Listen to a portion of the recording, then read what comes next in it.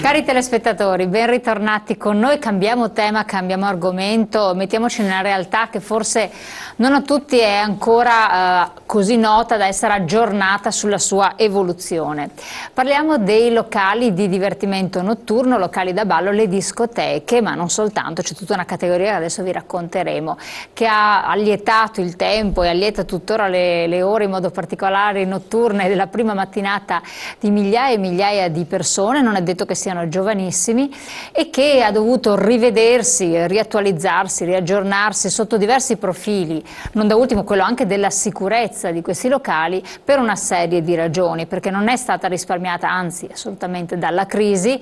Moltissimi locali, lo sapete benissimo, in ogni parte del nostro territorio hanno chiuso, migliaia hanno chiuso, molti si sono in qualche modo riaggiornati, hanno riaperto con nomi nuovi, nuova gestione eccetera, però i dati poi sono anche questi dell'associazione di categoria, lo sappiamo, non tutti resistono più di un certo periodo. Da un lato l'esigenza di una continua innovazione, l'esigenza dell'utente, del fruitore, di avere sempre qualche proposta che sia stimolante, dall'altra però le finanze che possono languire non poco. Allora vediamo di affrontare questa situazione, ma parliamo anche naturalmente di sicurezza, di formazione anche del personale che deve garantire la sicurezza in questi locali. Questo per la tranquillità delle famiglie che vedono i propri giovani che si muovono nei weekend non soltanto a migliaia sulle strade per raggiungere o per tornare da questi luoghi, ma anche per coloro che hanno un'età diversa e che li frequentano. Allora vi presento i nostri ospiti protagonisti odierni. Andrea Cavinato, presidente del SILB di Padova,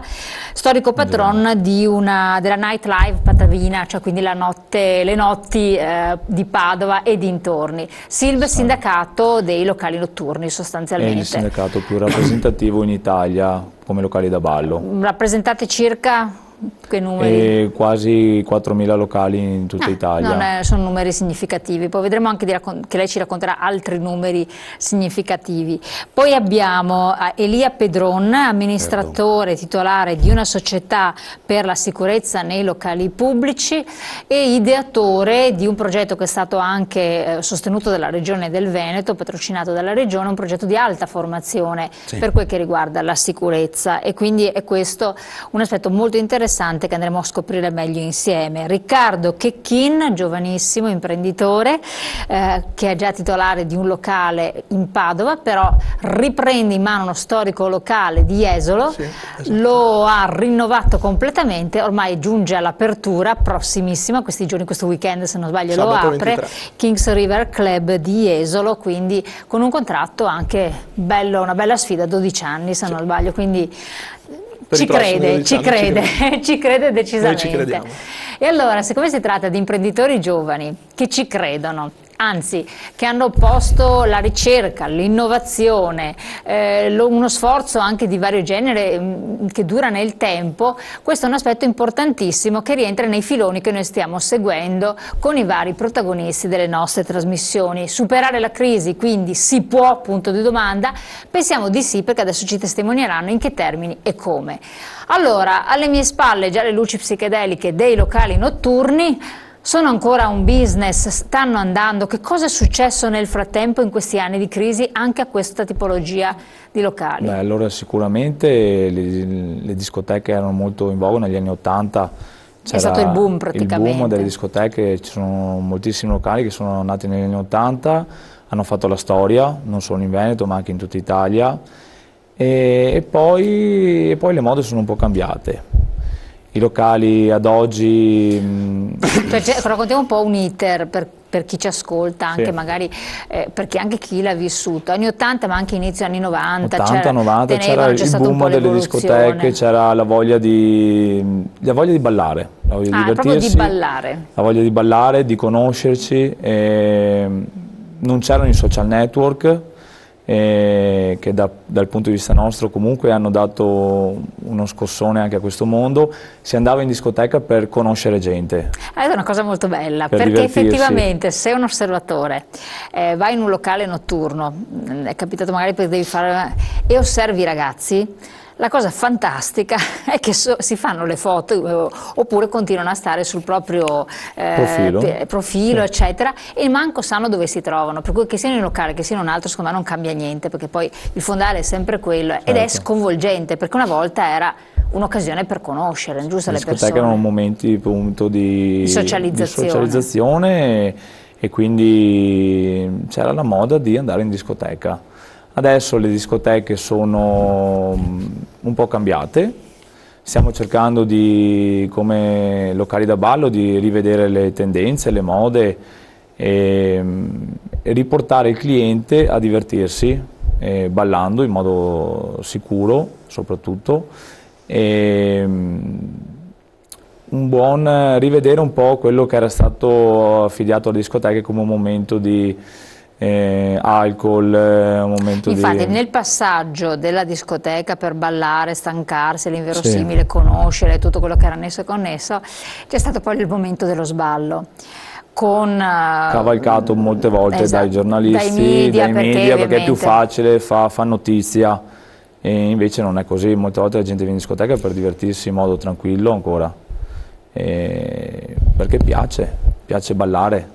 Anche i ragazzi, i più giovani? Anche i ragazzi, noi abbiamo locali, nuovi gestori che comunque portano ancora migliaia di persone a ballare in modo sereno, e quindi noi dobbiamo solo come discoteche ritrovare quella voglia e quello spirito che magari negli anni '80 regnava.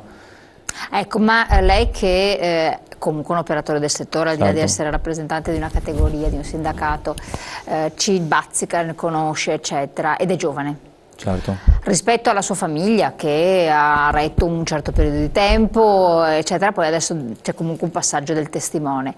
Ci deve essere qualcosa di nuovo che va introdotto, non può essere una formula trita e ritrita, la vediamo anche nella ristorazione, a un certo punto ha dovuto fare un salto di qualità, chi non l'ha fatto langue. La ristorazione si è inserita da non moltissimi anni all'interno dei locali. Ecco, quindi c'è qualche cosa che sta innovando. Anche sicuramente rispetto agli anni '80, agli anni '90, il pubblico ha molte più scelte, mentre una volta si usciva di casa e l'alternativa era quasi solo la discoteca, adesso abbiamo i pub e tutte quelle ferme, i ristoranti danzanti, abbiamo comunque un'altra serie di attrazioni che una volta non c'erano.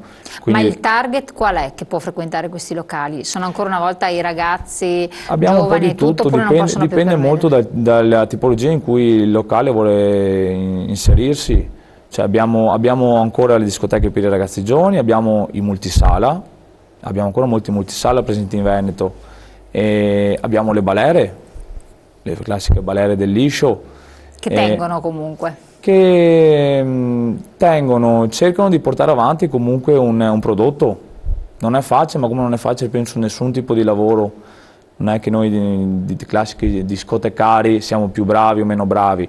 Come tutti i lavori dobbiamo seguire una nuova ricerca che va da quello che il cliente finale vuole.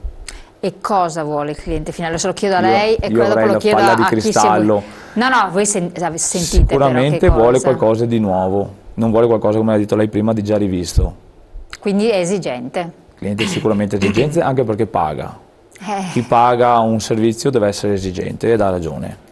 Quindi siamo noi che dobbiamo reinventarci in modo positivo e dare qualcosa di nuovo per portare ancora le discoteche in auge.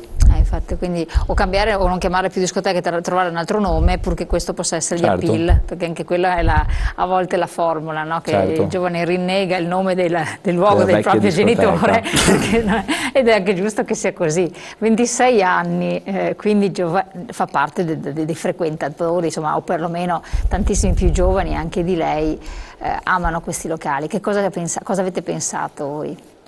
Diciamo che oggi nel 2015 il cliente, come si parlava prima, è soprattutto informato, magari rispetto a un tempo che non c'era, sa tutto, conosce tutto, a volte arriva nei locali e sa già i prodotti nuovi che sono usciti, messi dal bar piuttosto che le bottiglie, conosce la musica, quindi è molto informato sulle tendenze musicali, la tecnologia presente nel locale, quindi conosce i vari LED wall, i vari impianti CO2, tutta una nuova strumentazione che... E gli spieghi per chi invece non è aggiornato? Sì, sono dei sistemi di proiezione visiva oppure dei sistemi di diffusione del suono, quindi è molto attento anche a che tipologia di musica proponi e come la proponi, quindi come si sente, cioè a volte ti trovi a discutere col cliente se l'impianto audio funziona bene o funziona male. Cosa che invece una volta era impensabile. Una volta era impensabile perché? Perché magari non c'erano sistemi web o comunque di informazione dove oggi una persona con un click può essere informata di qualsiasi tecnologia, perché comunque tutte le aziende oggi hanno posizionamenti web,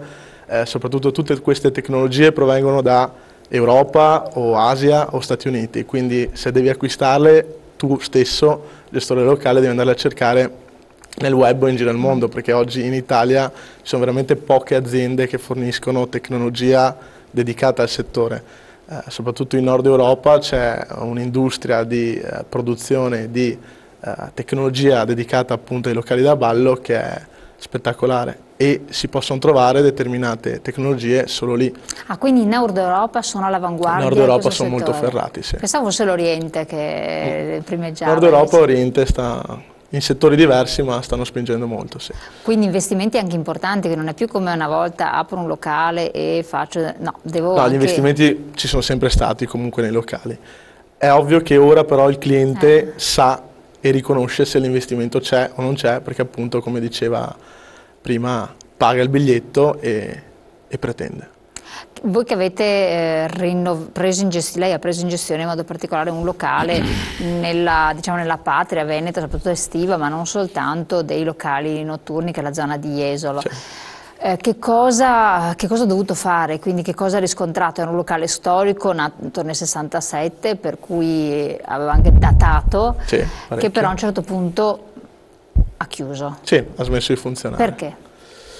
Perché secondo me non c'è stato l'aggiornamento necessario a far sì che la clientela continuasse a fruire del locale. Quindi sempre meno clientela? Sempre meno clientela, le spese come in ogni settore sono sempre maggiori rispetto a anni fa, quindi se non c'è il raggiungimento del break-even point, quindi il punto di pareggio tra spese e incassi, poi ti trovi in una situazione come altre aziende, non solo i locali, che bisogna gettare la spugna, insomma. E lei ha visto questo locale, avete visto questo locale, cosa avete pensato? Ma sicuramente Jesolo oggi è considerato il punto di riferimento in Veneto sia per investimenti che per affluenza di pubblico, che comunque è una città in continua evoluzione.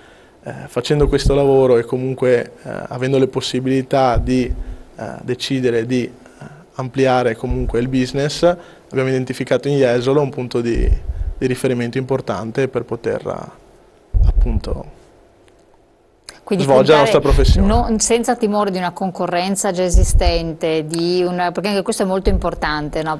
Ma la concorrenza c'è e ci sarà sempre, perché comunque la concorrenza nel nostro modo di vedere le cose fa rete, nel senso che più locali ci sono, più il settore va avanti. Se i locali diminuiscono, sempre meno gente va a ballare, quindi anche una città come Jesolo, una volta aveva 20 locali, oggi ce ne sono 4-5. Se ce ne fossero di più, sicuramente molta più gente andrebbe a Jesolo perché l'offerta si amplia, quindi c'è chi propone un prodotto musicale commerciale, chi di tendenza, chi latino, chi la balera, e quindi c'è sempre molta più gente che viene su Jesolo, e quindi la concorrenza fa rete, non è un ostacolo. È fondamentale, esatto. Cosa avete fatto di nuovo? Perché anche la sfida di più di 10 anni, quindi è davanti una proiezione importante. Sì, sicuramente un investimento importante, ovviamente il locale è stato ristrutturato completamente. Sventrato, perché comunque era un locale che aveva ancora una situazione degli anni 80-90, quindi sicuramente gli arredi, sicuramente tutto quello che può essere un inserimento di una tecnologia, appunto come si diceva prima, abbastanza concreta ed attuale, che poi possa alla vista del cliente far risultare un locale efficiente, funzionale e divertente, perché soprattutto ci ricordiamo sempre che vendiamo musica e divertimento, insomma. Ecco, musica, abbiamo capito anche un po' le caratteristiche, questa è anche l'importanza di chi gestisce questo comparto. il settore divertimento, che cosa vuol dire il divertimento? E quindi come fa, è la domanda che tante volte si sono poste anche, e ci hanno scritto telespettatori che sono cimentati giovani, non avendo perso il posto di lavoro, non trovando ad aprire locali per bere dopo cena, dove possono mettere la musica, però poi hanno una durata molto breve e sono precipitati. E quindi come fa a diventare di tendenza un locale, come fa ad essere un locale in? Questo lo chiedo a lei, dopo lo chiederò anche a lei, perché penso che comunque se ne possa intendere, entreremo dopo nello specifico della sicurezza. Un locale può diventare di tendenza. Cioè, cos'è, un intuito imprenditoriale oppure ci sono delle leve tecniche che si possono muovere in qualche modo? Allora, diciamo che il nostro settore, a differenza di altri settori, non ha uno studio, non ha una formazione, non ha comunque delle regole ben definite da dover seguire. Sicuramente un locale può fare tendenza nel momento in cui oggi, a mio avviso, ha un personale professionale, quindi preparato, dei prodotti serviti di qualità, che sia in ristorazione o in dopo cena in mescita, che abbia... Quindi la qualità viene apprezzata? La qualità secondo me viene apprezzata sempre oggi, come si parlava prima magari nella ristorazione, o c'è la qualità oppure sì. Non si riesce più ad attirare quel numero di persone sufficienti al proseguimento dell'azienda. Poi l'ho interrotta. Poi sicuramente serve una rete capillare di pubbliche relazioni, quindi comunque delle persone che ovviamente promuovano il locale, delle persone che girino molto, che vadano a centri commerciali, a palestre, a centri estetici, a cinema, a incontrare persone, a promuovere, a parlare del locale, in modo da far conoscere. Sicuramente tantissima pubblicità, che sia radiofonica, che sia nei social network, che sia nei siti web, che sia cartacea, con le vele pubblicitarie. Comunque io credo che la pubblicità non sia mai abbastanza. Ovviamente, perché più si parla di quel locale, più si diffonde anche il nome di un certo locale, eccetera, più entra nel sentire come diventa un must. E questa è la prima parte. Poi ovviamente quando il cliente arriva, perché ha sentito parlare del locale, deve anche trovare una qualità, un servizio, una preparazione e un bel ambiente, perché se facciamo un sacco di pubblicità e poi le aspettative decadono, allora lì poi non ci si rialza più e diventa difficile. E ci stiamo avvicinando anche alla questione sicurezza, la frequentazione di un locale. Ci sono molti locali che aprono con degli allettamenti, no? Delle persone che vengono chiamate, che sono così guest star della situazione, alcuni vengono anche tra l'altro pagati per essere presenti o comunque per fare bella presenza e così, per avviare un certo tipo di clientela. Beh, sicuramente oggi, rispetto magari a qualche anno fa, che si chiamano personaggi televisivi o altro, oggi il cliente sicuramente ricerca il disc jockey. Magari è un po' un ritorno anche agli anni 90 dove si andava in discoteca appunto per ballare o per sentire la musica di un determinato guest o un determinato DJ, che proponesse una musica ovviamente diversa da quella che magari c'è sempre all'interno del locale e quindi funge ancora da attrattiva per la clientela. E se fai una buona ricerca di determinati nomi si riesce comunque ad avere un'attrattiva forte sulla clientela. Quindi la professione del disc jockey è di attualità, torna ad essere di attualità? Torna ad essere di attualità, diversamente da come lo era un tempo, perché oggi soprattutto un disc jockey oggi per diventare diciamo famoso deve essere anche un disc jockey produttore, quindi andare a produrre della musica che poi diventi famosa. Fare dei mix, e si fa nome sul web? Si fa nome moltissimo sul web, ci sono dei siti dedicati appunto dove qualsiasi persona può ascoltare la musica proposta a quel DJ e ovviamente ascoltando la musica poi quando quel DJ viene chiamato c'è un richiamo sulla clientela. Ecco, queste sono le regole di base. Adesso ci avviciniamo anche alla vivibilità di un locale, quindi le frequentazioni, come avvengono, come avviene anche la gestione della sicurezza, che è un aspetto fondamentale, proprio perché magari è facile che una persona si lasci andare. Penso che lei sappia bene quali sono anche i meccanismi che a volte involontariamente si possono innescare, possono veramente portare alla rovina anche un locale, perché bastano 2 o 3 episodi di un certo genere e allontanano un certo tipo di clientela che per magari il core business proprio del locale stesso, di quelli che voi andate a curare e gestire. Parliamo di questo subito dopo la pubblicità, tra pochi secondi.